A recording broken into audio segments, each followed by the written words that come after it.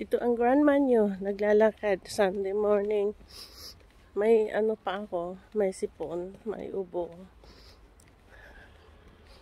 Now mag-start akong YouTube again. So, ito yung location.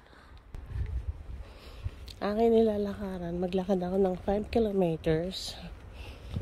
Kasi Sunday ngayon. May ano dito, yung bazaar. Pasagasaan mo ba ako dong? Hindi, no? So, kuminto siya. Buti naman. Kaya, pupunta ako sa ano, bazaar.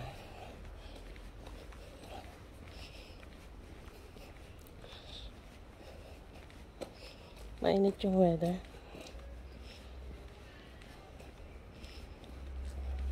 Ano ngayon?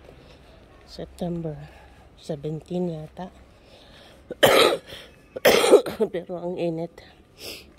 Malapit ng October, malapit ng mag-winter. Pag October, ito lamig-lamig na kaunti. Starting ng end ng October.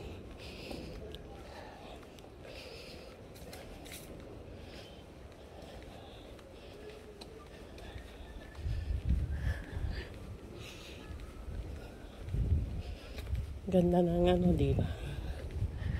Dito ako sa Muslim country. Dito ako sa Turkey. Dito ako may residence permit. Dalawa ang aking residence permit. Isa sa Germany, isa dito.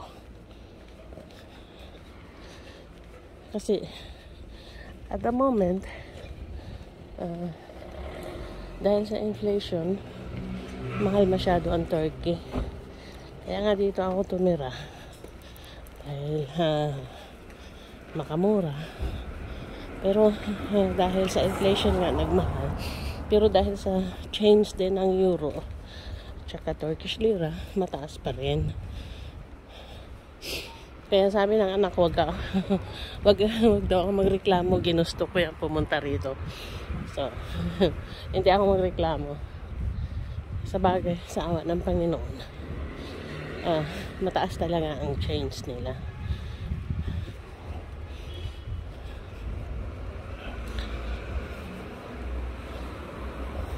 Grabe ang init ng panahon. Kasi kahit na nung umuwi ako noong 28 ng August, umuwi ako ng Germany. Malamig kaunti doon. Mainit nga, pero malamig kaunti. Tapos dumating ako dito ng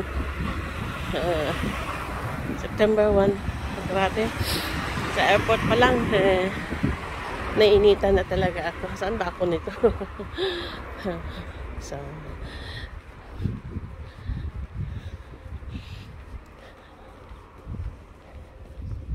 yan.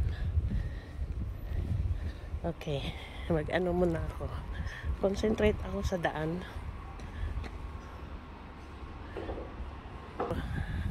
Patuloy na paglalakad patungo doon sa bazaar. Sunday bazaar, open market ang tawag namin yan.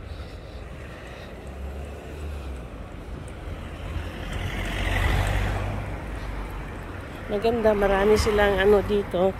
Ito ngayon is fruits time. Maraming mga tawag nila dyan, nar.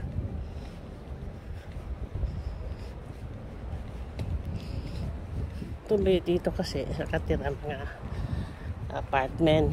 Dito ako sa Buja. Hindi masyadong malinis yung daan. Kasi linggo ngayon bukas. Ano yung mga tao.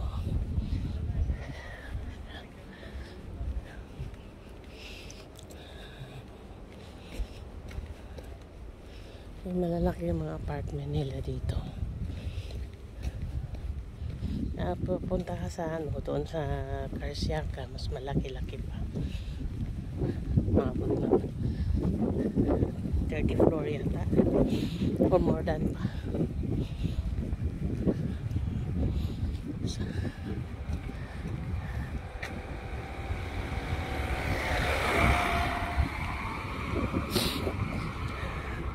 Ang aking ilong ay tumutulo. Kasi nung nagpunta ako sa sa Seljuk, sa House of Mother Mary, kasama ko yung aking friend from Istanbul. Mainit. Tapos napunta kami sa Ephesus. Ephesus kasi yung historical place. Mainit yung panahon. Pero yung mga bato, grabe ang init, malalaki yung mga bato eh. Yung ginagawa nila pa sa before. Yung na yun, century na yun. Kaya itong makikita ko na mga building, yung gawa-gawa nila ngayon. Compare sa building noon. Durable talaga yung noon. Dahil hanggang ngayon buhay pa rin. So, thank you for watching.